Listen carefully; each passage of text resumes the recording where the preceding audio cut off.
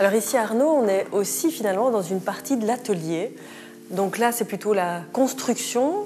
Ça se passe comment en fait? Comment c'est le cheminement de la création? Par rapport à la création des projets, donc ça naît souvent de beaucoup de discussions avec Mauro. Donc on discute à deux, on rêve à deux d'une certaine manière. Et puis petit à petit, on commence à formaliser les choses, à dessiner, à essayer de voir de quelle manière on peut avancer. Ça commence par le dessin en fait? Ça commence par le dessin, mais ça peut être du dessin très rudimentaire. Oui, on écrit des choses, on fait des schémas et on essaye de comprendre comment faire cheminer ces idées vers la réalité. Dans Void, on a cette idée depuis le départ, on fait tout ensemble, mais pas au même moment. Donc on se relaie souvent sur les projets à tous les postes.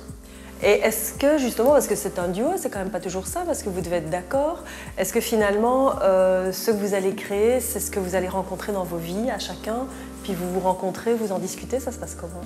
Oui, ça va être beaucoup de lectures, donc on lit pas mal et puis on en discute.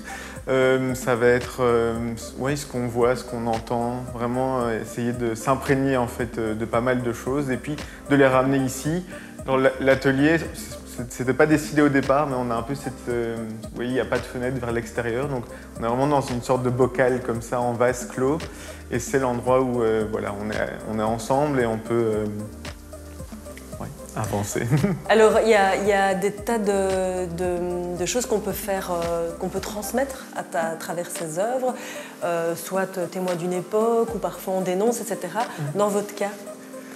Je crois que l'engagement, il est dans justement cette volonté, dans une société où l'image va très vite, où on a des choses qui font beaucoup de bruit, beaucoup de flashs de lumière, de proposer des images ou des objets qui ont une perception sur un temps long.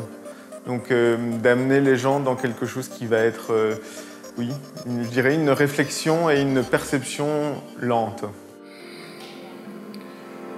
La case d'allocation familiale, donc tu es là à ta fenêtre, t'as 8 ans et t'assistes à une scène d'assassinat en quelque sorte. Il n'y a pas d'autre mot pour te parler d'assassinat. Alors Void, c'est vide, mais justement, enfin c'est vide en anglais, mais ça a une signification par rapport au son. Oui, bien sûr. Ce qui nous a toujours fasciné dans ce phénomène, c'est que justement c'est un phénomène.